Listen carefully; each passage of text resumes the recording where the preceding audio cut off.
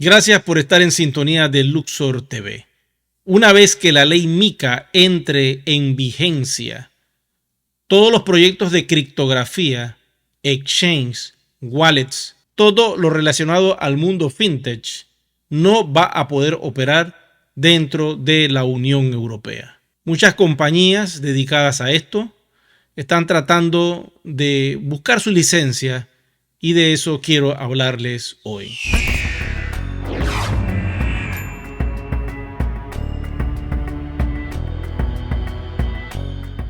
Como todos ustedes saben, la ley MiCA comenzó a actuar a mediados de este año 2024.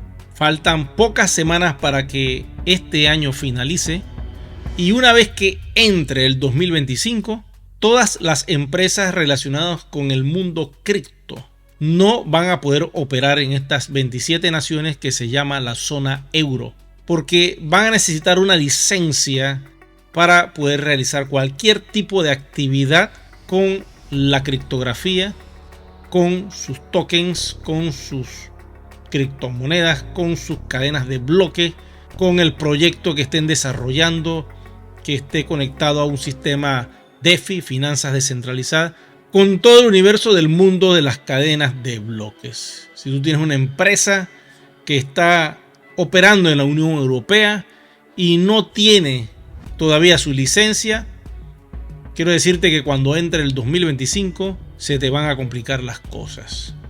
En el caso de One Ecosystem, la compañía anunció que muy pronto iban a tener esa licencia para poder operar dentro de la zona euro.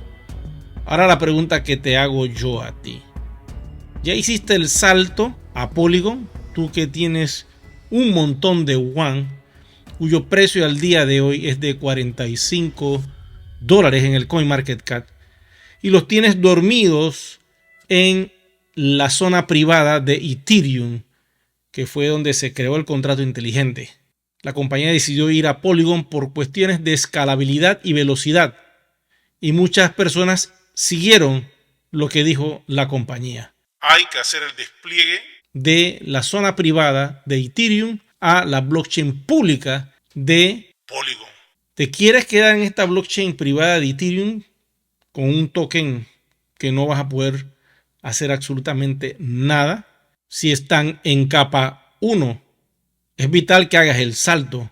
Ahora bien, supongamos que en el 2025 la compañía logre mostrarnos ya la licencia y One tiene la aprobación de MiCA para operar en la zona euro. ¿Tú sabes lo que va a pasar?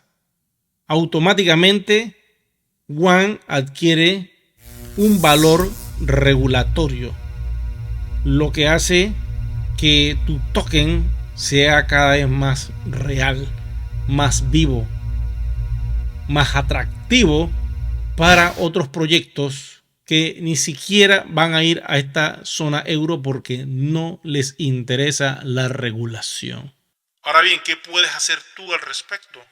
Una vez que tú tienes tu One ya aprobado por la zona euro, automáticamente tienes mucho poder de compra para utilizarlo en DealShaker o con una nueva comunidad que se abre una vez que DealShaker entre a operar a nivel internacional, no de forma privada sino de forma abierta, porque estas personas que vayan a comprar dentro de DealShaker les pueda interesar adquirir el token ERC20 en un P2P.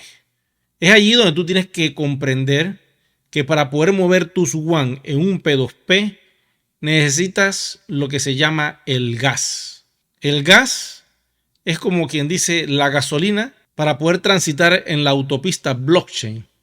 En este caso, para poder adquirir ese gas, tendrías que comprarlo dentro de One Ecosystem en las primeras instancias. Y una vez que tú compres este gas, tú puedes llegar a una transacción P2P con cualquier persona que tú contactes una vez que tú sabes que tu proyecto tiene esa licencia de MiCA, pues va a ser mucho más fácil poder ofrecer este tipo de tecnología a otras personas que están empezando a creer en el universo de las cadenas de bloques.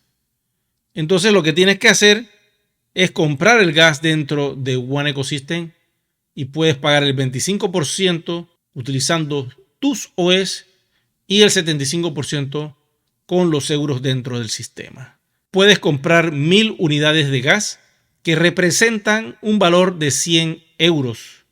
Puedes comprar 10.000 unidades de gas para mover esa cantidad de WAN a quien tú quieras y el valor es de 930 euros. Pero si ya quieres mover sumas muy grandes, como de 100.000 unidades de WAN utilizando el gas, entonces su precio es el que ven en pantalla.